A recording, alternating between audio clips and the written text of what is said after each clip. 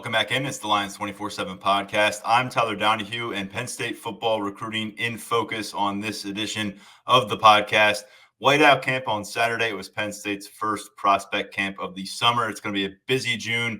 And this kind of kickstarted that. We were happy to be there in full force with Lions 24/7. And we had our full-timers there, myself, Tyler Calvaruso, Mark Brennan, and Daniel Gallen. Our photographer, Grace Brennan, did a great job as always. And then Brian Dohn came to campus, national recruiting reporter with 24/7 Sports. And without further ado, let's just keep the focus right there. Brian Dohn, Tyler Calvaruso joining me right here on the Lions 24/7 podcast. And we got a lot to cover because pretty impressive stuff. Good turnout both days. Sunday was a larger camp, maybe less quality in terms of what you're looking for from a Power 5 recruiting perspective. But on Saturday, we got a long look at some commits, some targets, some new targets as well. Fellas, thanks for joining me. Finally back on the practice field here at Penn State. It's been a few years since we got a long look at an event like this in person.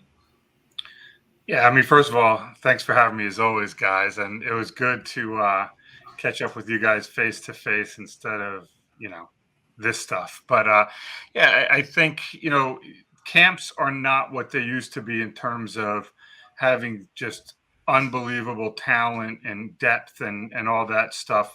Recruiting's not like that. Camps are not like that because they're spread out over June. So if you're Penn State, you should be happy that you really were able to put your offensive linemen who are committed on display. And it's an impressive group. And then there's a couple others that have a chance to join the class that also did a good job. So overall, I enjoyed it. I enjoyed watching Marcus Stokes throw the ball to Penn State commit. I enjoyed watching Yazid Haynes run really fast. So it was all in all a fun day on a glorious afternoon also. It was especially great to see Stokes up there just interacting with everyone, talking with the commits, talking with some of the prospects. He's just you can just tell the natural leadership ability he has. So that was great to see. And overall, it was a great day, great experience.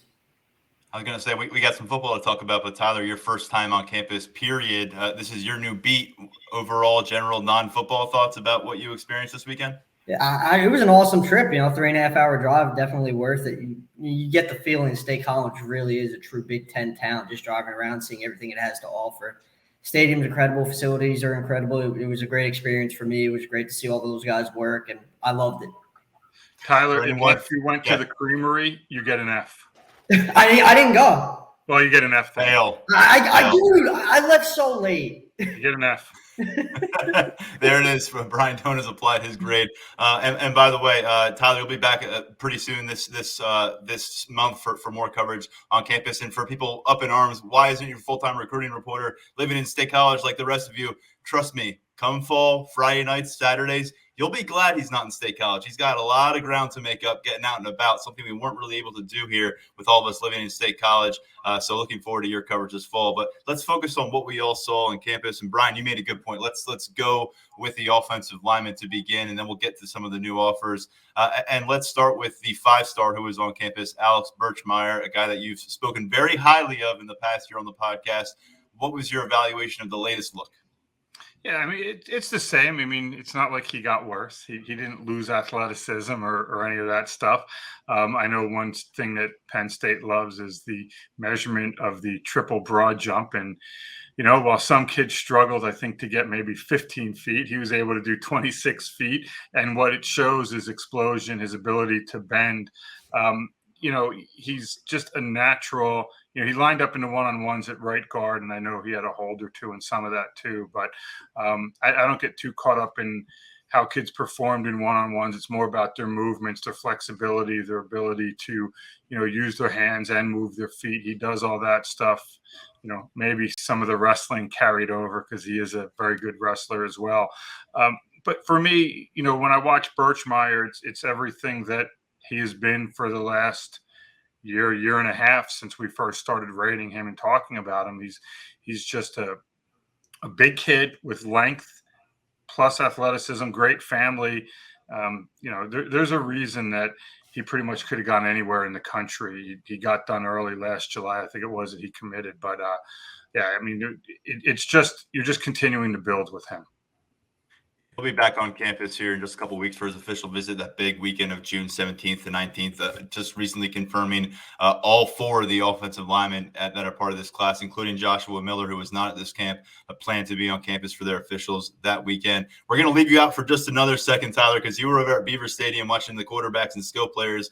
Brian, the other guy I want to get to, and there were a couple other commits we can talk about, but in 2024, Cooper Cousins is a foundational piece of what Penn State's going to build out there. He was commitment number 1 for that cycle with them. My first chance to really get on the field and kind of see him operate in person. And my goodness, the eyeball test before they even started going through any kind of drill work, it's quite impressive halfway through high school. But what stood out to me was the coordination. And I had to remind myself as he was operating at center and snapping the football, that's where he resided. And you don't normally see kids that look like that at the high school level snapping the football.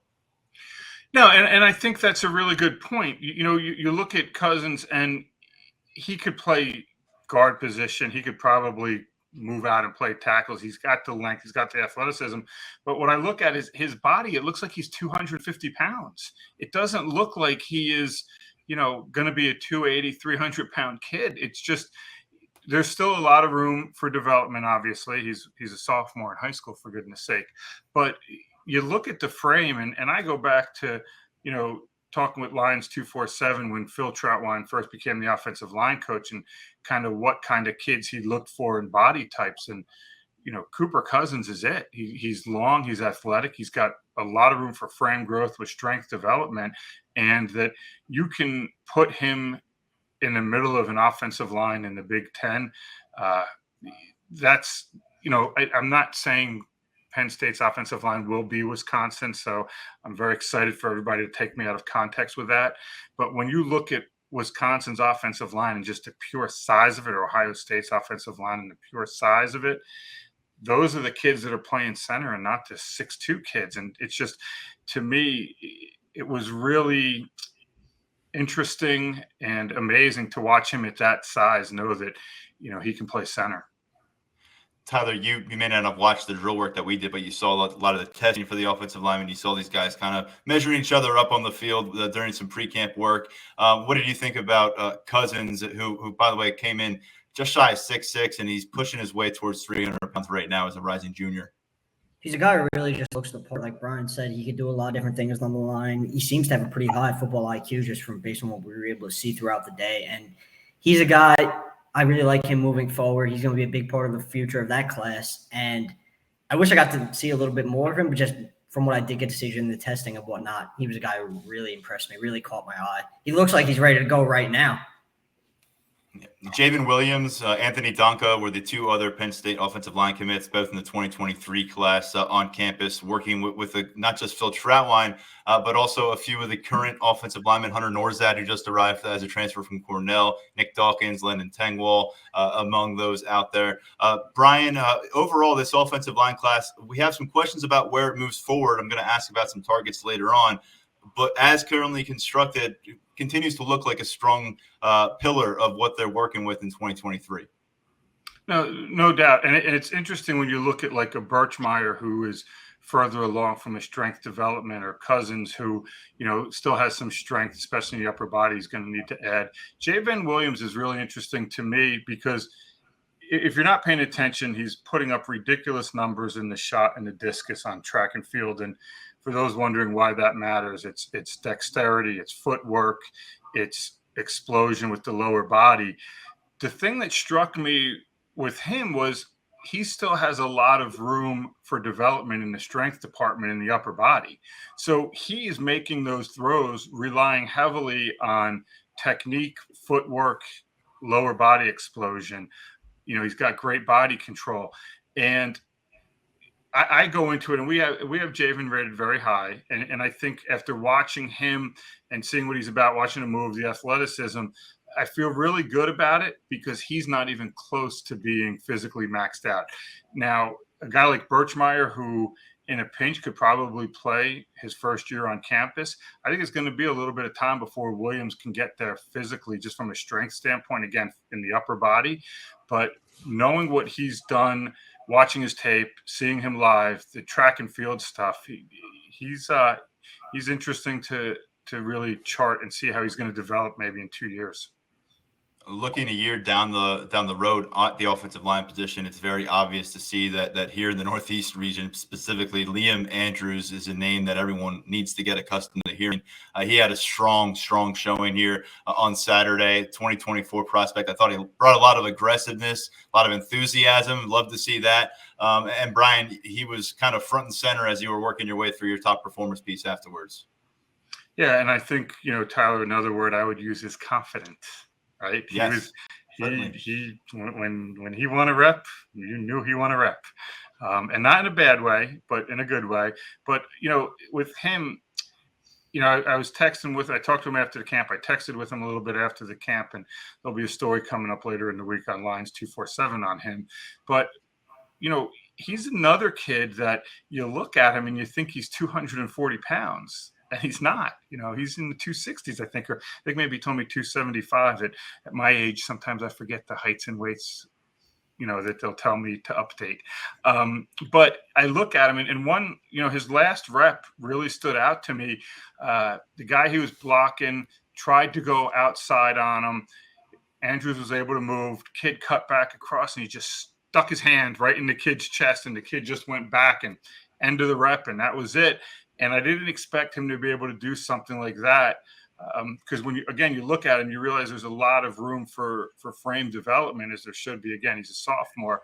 That really stuck out to me, and how well he moved laterally, how fluid he was, how well he was able to bend. It showed. I hit up our recruiting team after. I said, when we go back over 24, let's give this kid a really hard look. Yeah, and I know you were excited to see Andrews on campus as well, Tyler. And someone you saw in that 2024 class over with the receivers was one of the guys who got offered on Saturday. A lot of focus at receiver and a lot of focus on what they did during the 40-yard dash and what they did with their speed on the field. Jeray Hawkins in that 2024 cycle goes Ohio State, Penn State, pops up with very elite level 40-yard dash times, high 4.3, low 4.4 range kind of times. And he comes to out of Penn State with an offer, and certainly shaping up as a kid who's going to see a national recruitment take form for him. Long kid, I think he was over 6'2" at this point. So you combine that length with that speed at the wide receiver spot, an intriguing talent in 2024.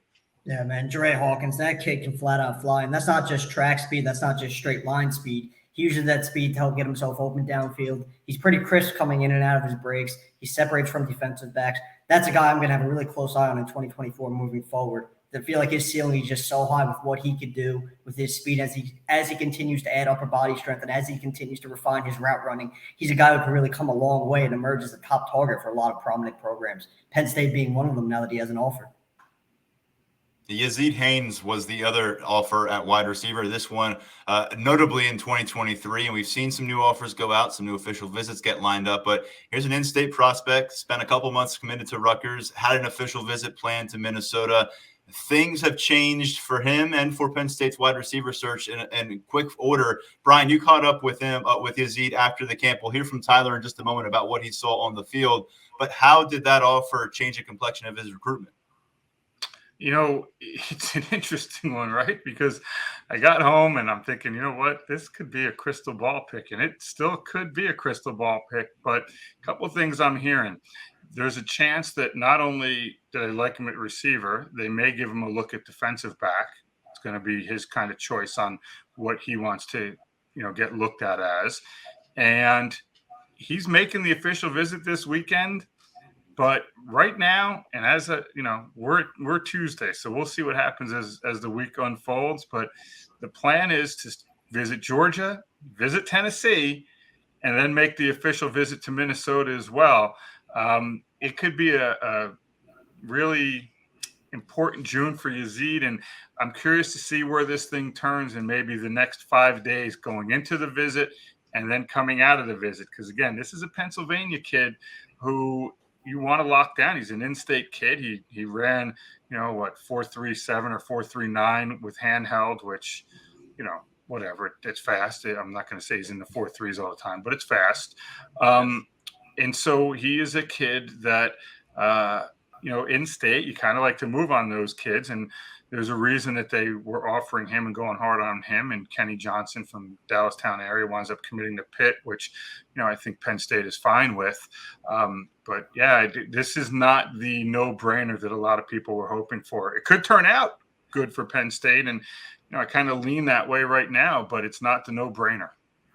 At North Penn High School, and this is a guy that we realized, okay, he brought his speed here to campus, and that was certainly going to leave a mark on the coaching staff. But would he go out there, and what would he generate on the field? And obviously, as you saw, Tyler, it came together really nicely for him once they started throwing the ball around in Beaver Stadium. And time again, as you wrote about, and as Daniel Gallen wrote about in his story about Marcus Stokes, him and the Penn State commit hooked up over the course of this camp. Yeah, so obviously we saw Haynes' speed during the 40, but his length is really what stood out with 1-on-1 and 7-on-7 started. Stokes looked his way early and often. Haynes was winning his routes pretty consistently. He was making plays on the ball down the field. He was getting open down the field, and he was a guy, Stokes, constantly, every drop back, he was his first read. That was a guy that he wanted to get the ball to, and it was there for Haynes more often than not. He was getting open. He and Stokes were interacting plenty in between reps, so those guys are developing a budding relationship. I would say the most interesting part of Haynes that I got to see in Beaver Stadium was his reps against Penn State commit Lamont Payne. Those are pretty interesting battles. Haynes won some, Payne got some, but it was probably the most intriguing competition portion of the day for me. Yeah, what do you kind of think about Payne? That was, I assume, your first real long look at him, and coming out of that defensive backfield. Do you have a better clarity on maybe the next level? Because we talked about this cornerback, safety. How does it kind of transfer to Penn State? So at the camp, they had him working mostly at corner. He was playing a lot of off-man coverage. Looked smooth in coverage. It looked like he added a little bit of upper body strength, so that's encouraging for him. He's a guy who I think might land at safety. Brian, you might have a better feel on this as someone who has evaluated him a little bit longer than I have. But I can see him winding up on the back end of the secondary. But he has the versatility to play corner. You could see it during the camp. Yeah, Brian, do you have any kind of just feel on Lamont Payne? I know we were focused on those offensive linemen, but right now with his development, it's just going to come down to the speed factor. And yeah. Right now, if you just take the 40 times and what he's running, it translates more to safety than it does corner. Maybe you can stick him as a nickel, but again, there's time for him to continue to improve that speed. Technically, he's a sound player. He's a smart player. I think he's a kid that, as a safety, would come up and fill run gaps and hit you. So there's a fit there. But, Tyler, or both Tylers, Tyler squared, I guess. You sit there and you say, you start a kid at corner, and then if you don't like it there, you move him to safety. That's kind of the evolution of things. Christian Driver, Cam Miller, they both popped up at cornerback on the roster here in May. We've talked about their positional versatility. Maybe they end up at safety as things progress. Brian, before we let you go, because you were here for Saturday, we'll talk about some of the Sunday takeaways. A couple things to get to, including our 5-star mailbag. But while we were watching the prospects, Jason Moore was on his official visit in town, a top 100 overall talent on the defensive line out of DeMatha Catholic. And another guy that you caught up with when he left campus, he's got quite the schedule for this month. He does. It's interesting where obviously he's a heavy academic kid. He's from DeMatha, top 100 defensive lineman for us. Begins his officials with Penn State. He also has Notre Dame, Ohio State, and Michigan coming up. Maryland's also in his top 5. I continue to hear not only from people close to Jason, but also close to DeMatha and just out in the recruiting world that it's a Notre Dame Penn State battle right now. And obviously that can change. What Penn State has going for it is, in addition to the obvious, is they recruit well in the DMV. So he knows some kids on the roster. And it's close to home, right? It's a few hours away, which when you talk about the other schools are a bit further, unless it's Maryland, which is right there. Now, we'll see what happens with Maryland. Until he takes an official there, I'm not going to get overly excited about Maryland's chances. But Notre Dame's the one to watch. He's been out there. He really enjoyed his visit there. The academics, the 40-year plan, the idea of playing for Marcus Freeman is very intriguing to him.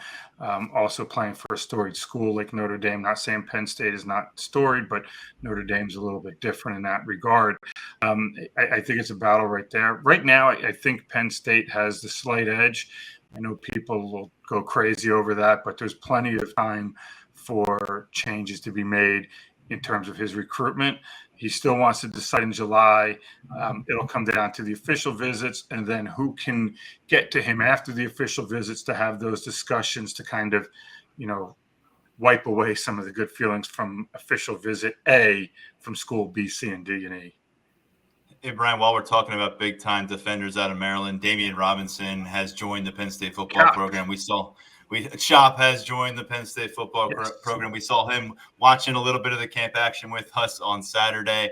Now that he's around, obviously a couple years removed from when he was on the prospects camp circuit himself, but what stands out about his skill set as Penn State tries to find an immediate impact player here? Yeah, well, I think first of all, I was probably standing about 10 feet from him at one point. So from that aspect, he's coming out of high school. It was, hey, he's got to get time in the weight room. He's got to get bigger. He's got to get stronger. I think those things still apply just from looking at him and eyeballing him. But he was a kid who could be a stand-up guy coming off the edge. He could play with his hand on the ground, so he had some versatility. His ability to get up the field was incredible at the high school level. Now playing Maryland public schools to go into the Big Ten, it's a jump, it is, but you can make that transition pretty quickly. Enough kids have. I just think he's a kid. He's got length and he's got a desire to get to the quarterback, and he has the physical tools. They still need to be enhanced and developed, but he has those as well. I think is exactly what you're looking for in terms of a kid who can get off and go get the quarterback. That was great news for Penn State, by the way. Also adding Malik McNeil, an offensive lineman, and linebacker Abdul Carter to the freshman class this week. Those guys are now on campus. Some May misses, though, Brian, that you missed out on while you were on your nice vacation. We were glad you were able to get a little time out. But Rodney Gallagher and Mason Robinson came off the board. Neither of them ended up in Penn State's recruiting class. Thoughts on either of those players? I know some people were curious on Dohn's take with both of those guys. I think, first of all, with Gallagher, he's going to play at his home school. I don't care that he's from Pennsylvania. West Virginia's the school closest to him. Everybody knows the story about his mom passing away when Rodney was young. They have a very strong, tight family unit there.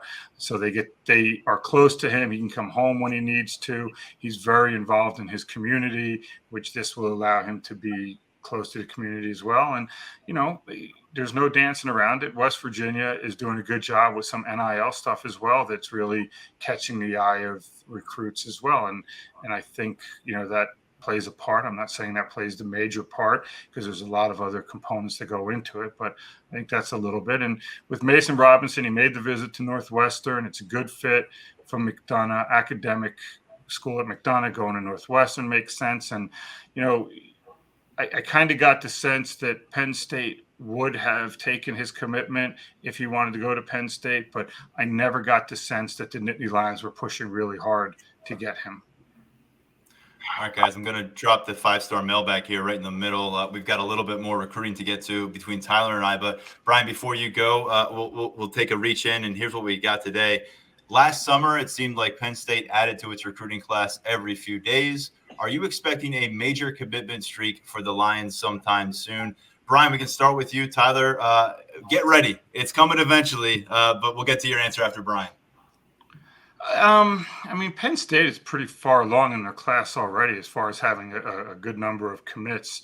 So there's that aspect of it. But yeah, the June-July window is big right now because kids can make official visits. So you have kids that want to make official visits, whether it's 1, 2, 3, 4, 5 in the month of June. You look at what Nicholas Singleton did last year in the month of June, where he was all over the place with officials. These kids want to make official visits, and they're entitled to make them. And so you're not going to see a lot of kids making that one official and then turning around and committing.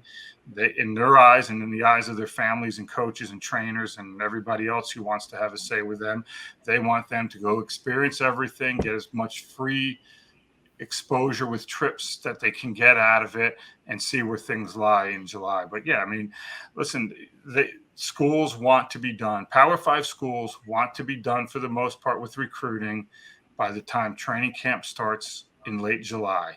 And with that, coaches are on vacation in different intervals during July. And so things start get lined up in June and July for commits, not just at Penn State, everywhere. Yeah. So, I mean, June, July, it's the busiest month with all the officials going down, all the commitments that go down across the nation. And Brian touched on it, but the numbers in the class already, it would kind of prevent from a major streak just because there aren't a ton of spots left. I anticipate maybe, not necessarily a streak, but I think you see a spurt of guys who pop to Penn State, especially considering that June 17th is such a big official visit weekend with so many guys coming to campus. And while some might not pop while they're on campus or immediately after because they want to make their visits and finish out June making all the trips that they have to make, it's possible that once July comes around, we see some guys wrap things up in Penn State's favor. And we always circle Lash Bash, late July. That's an area where some players tend to go public with their decisions or make their decisions. So something to keep an eye on here in the months to come. Also, the 2024 class, Cooper Cousins with some company. Last year, we saw them pick up Alex Birchmeyer before his junior year. That's something to watch now with some of the rising juniors. Brian, we'll let you go on that. You've got a lot to get to, I'm sure, but we appreciate every time you get on here to Lions 24/7 podcast, and especially coming off a campus visit, man. Great to see you in person. Yeah. It was good seeing you guys. And as always, man, thanks for having me on. Thanks, Brian. All righty.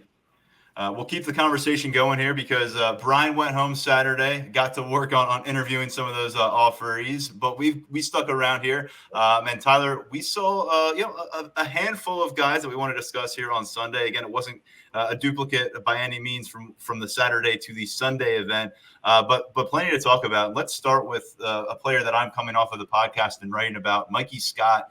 Out of Dallastown High School in the 2025 recruiting class.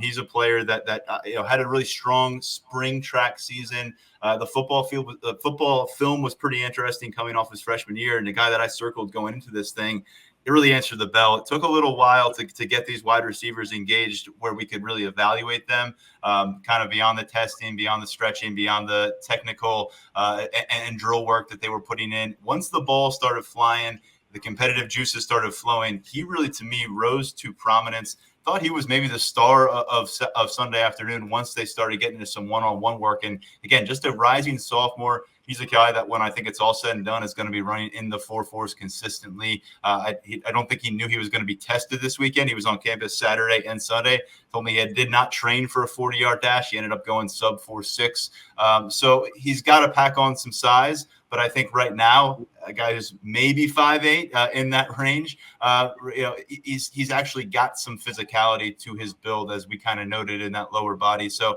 if you're looking for maybe that next wide receiver name in the state of Pennsylvania, this guy's on my radar. And I know he's got some other schools. He's going to get down to Virginia Tech. I think it's kind of a ticking time bomb in terms of his first few Power 5 FBS level offers. I know UConn and Syracuse, some of the teams that are interested in here, but go to lions247.com. By the time you hear this, we'll probably have his highlights up.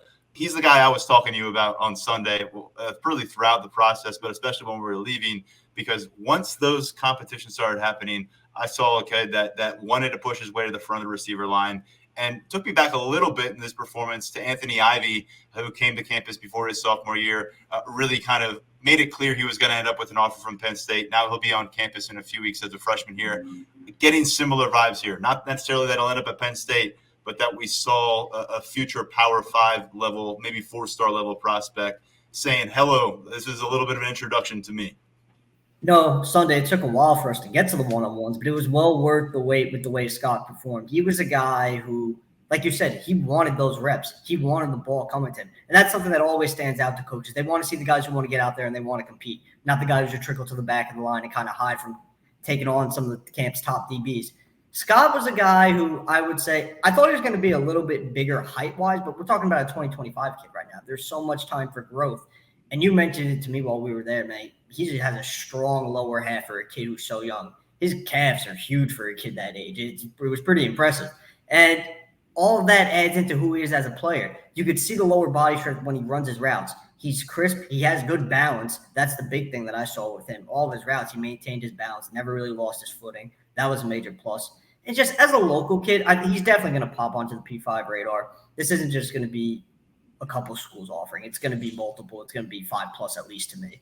And just as a local kid, I think if he wants to be I hate to make these kind of early projections, but from my conversations with him, if this is a guy that Penn State offers, he's going to want to be there. He loves the program. He loves the coaching staff. He had so many good things to say just about his camp experience. He was there Saturday and Sunday.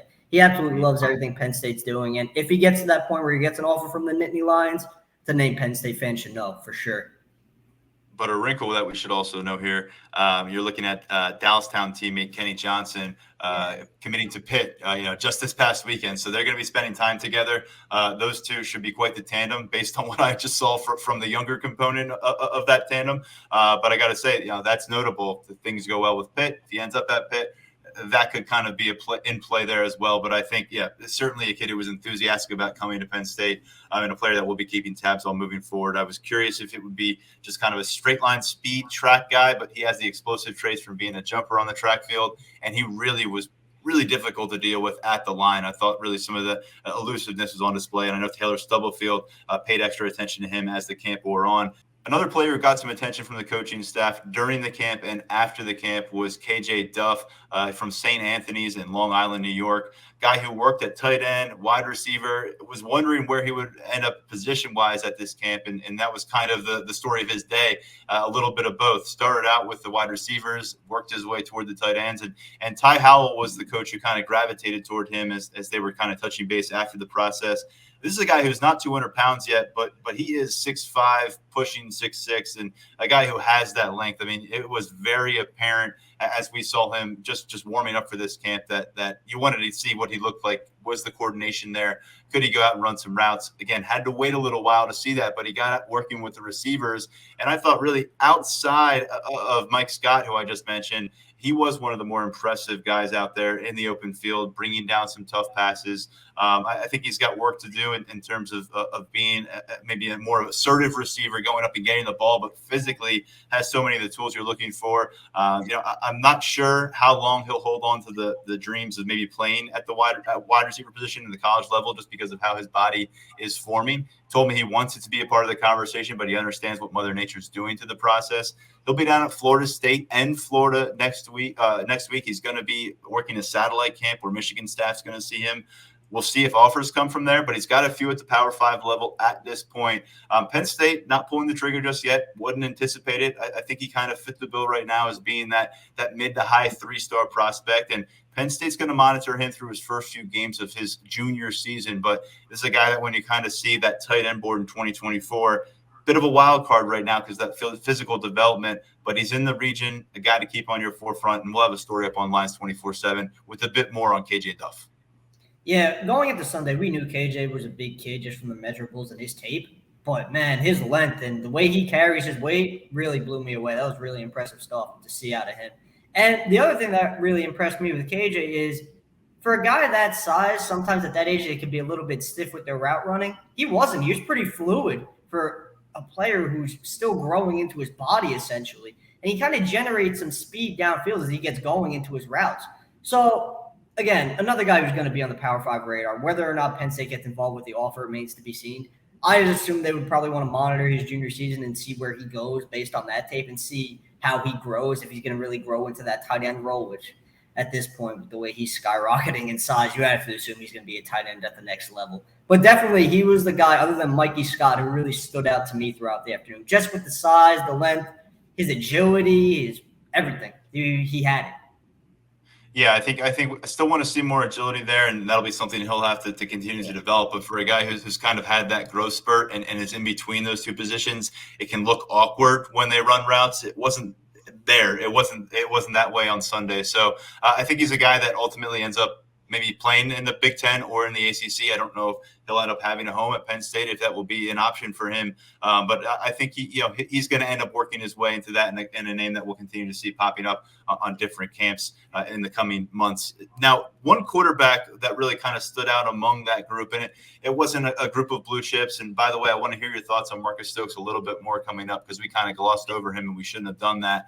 But with Adrian Posse, a guy who's a 4-star composite out of Miami, he's got some power fives in his pocket. Did some work in front of Mike Yurcich, and I thought, again, as those one-on-ones started to work, and we saw which quarterbacks had touch, which quarterbacks could really ramp things up, get the ball downfield, throw on a straight line. Consistently, he started to emerge among those passers. Yeah, his arm talent just popped throughout the afternoon. Another big kid. He's in the 6'3", 220 range. And I was interested to see how his mechanics would be, because, sometimes a kid that big, that young as a quarterback, sometimes they're not really where they need to be with their footwork. Sometimes their deliveries are a little bit odd. He was there mechanically. He was where I wanted him to be. He screamed 4-star prospect to me. That arm strength, the ball just explodes out of his hands. There are times where he kind of needs to reel it in a little bit. There were some throws that got away from him that shouldn't have, just based on the talent that he has in him. But he didn't leave with an offer. I was kind of a little bit surprised about that. I think he'll be a guy on the radar moving forward, probably one Penn State wants to see a little bit more tape on. But he's got that talent. He's got the arm strength. Surefire Power 5 quarterback, one who Penn State might decide to get involved with in the coming months. Yeah, Mike Yurcich has a few darts on the board right now in 2024, and some high-reaching ones as well. This is a guy I know that they'll be keeping tabs on. I think the course of June, we're going to get a couple 7-on-7 camps. This was the first of 5 of these elite showcases that we saw on Sunday. So going to have some quarterbacks coming to town, and 2023, you've got your guy, though, and Marcus Stokes continues to say all the right things and do all the right things to make you feel warm and fuzzy about his long-distance Penn State commitment all the way from Florida. You had a chance to take a seat in Beaver Stadium and watch him put in work. I know he wants to come back, win the starting job, and be the guy who puts up points there in Beaver Stadium. But he was also under the supervision of not just Mike Yurcich, but Drew Aller. Oh, by the way, the number 1 quarterback in the last recruiting class. What were your overall impressions of Stokes? And I know one thing everybody says about the kid, he carries himself like he could be that starting quarterback. So I think I touched on it in my Lions 24/7 podcast debut that Stokes was one of the guys who I was really looking forward to seeing over the weekend. And boy, did he lived up to all my expectations. Arm strength there, mechanics there, decision-making there. You could see it during the 7-on-7 period. He wasn't forcing any throws. And yeah, in terms of just that leadership ability and his ability to fit in amongst his peers and be that guy, you could see it with the way he was interacting with prospects just in between reps, and the way he was interacting with some of the fellow commits. He had a long talk with Lamont Payne in between reps. Those two were having a lot of fun.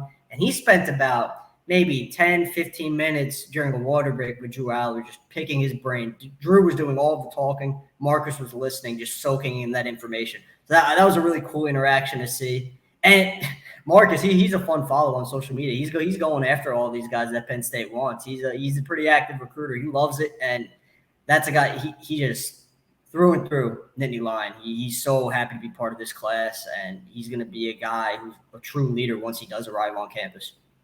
Andrew Ivins, who covers the Southeast here for 24/7 Sports Recruiting, talked about it. This guy's going to have some of the SEC schools coming through, watching his games, attending some practices. You're going to wonder what he's going to hear.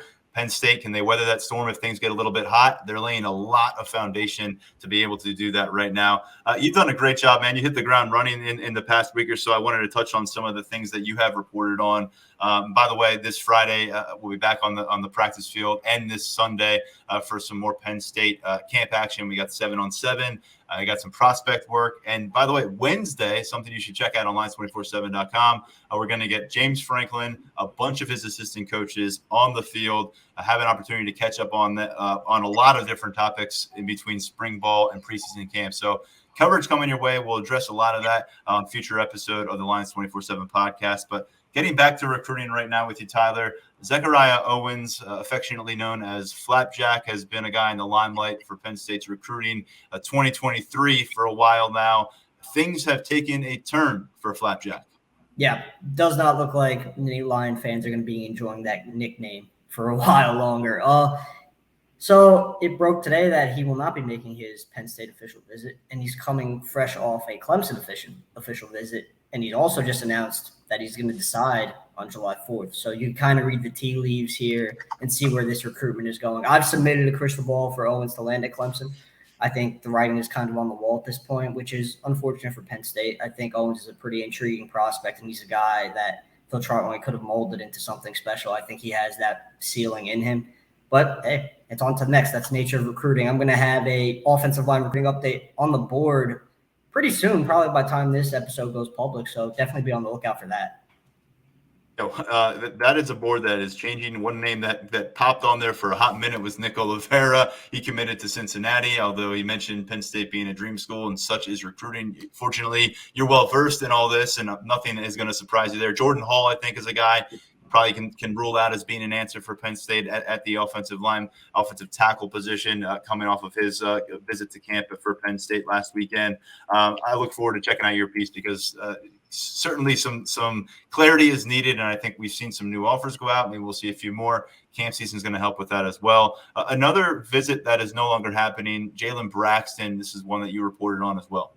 Yeah, so Braxton will be at Baylor instead of Penn State this weekend, and as far as I know, he has no plans to reschedule his Penn State official visit, so it looks like the Nittany Lions are out there as well. Braxton was a guy who he took an official in Michigan State over the weekend. Michigan State made a very, very strong impression from what I've heard. He actually picked up a crystal ball prediction in favor of the Spartans.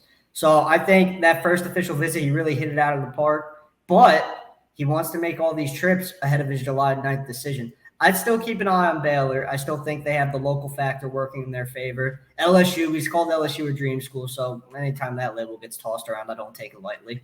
But Michigan State right now, Michigan State actually just picked up another 4-star cornerback from Texas that Braxton knows pretty well. So that could also be something to monitor there moving forward. But Michigan State now has inserted itself right into the thick of things, and if you kind of think about it in the sense, they kind of knocked Penn State out of the race because now he wants to get to Baylor instead of up to Happy Valley this weekend. Well, we'll see what happens there. Braxton was a guy who very quickly got that Penn State offer, made the visit plans, and then this tends to happen, though. They make the quick scheduled visit coming off the offer. The visit gets a little bit closer. Logistics start to get more realistic. You got to start to narrow things down. Got to make some decisions, and that happens on both ends of that spectrum too, both the program and the player. So there's a name to cross off your list. One to add, though, as an impending official visitor, we've talked about some wide receivers surfacing. Another Derek Bowler out of Miami Palmetto. Bowler's interesting because he's actually going to be on campus for an unofficial visit starting tomorrow. He's making a little bit of a road trip with the family, trying to make the rounds, get out to all these schools, and then he's going to be circling back for an official on the 24th. He has a Boston College official visit this weekend, a couple unofficials to ACC schools coming up. So definitely a guy, new target on the wide receiver board to keep an eye on. Penn State offered him, I believe it was a couple months ago. There's obviously been contact there. We got the official coming up. It'll be interesting to see what his thoughts are on campus. Wednesday's going to mark his first time making it up. So hopefully we could get a read on him after that visit. We've got stories up from the last couple of camps that we covered last weekend. We'll have some look aheads at what we got cooking on campus this week. And as I said, smack dab in the middle of this week, a bunch of availability with the Penn State coaching staff. A lot of content coming your way at lions247.com. We've got something special planned for the next episode. Look forward to bringing you that one. For Tyler Calvaruso, for Brian Dohn, and for our producer, Lance Glynn, I am Tyler Donohue. Thanks as always for listening to the Lions 24/7 podcast.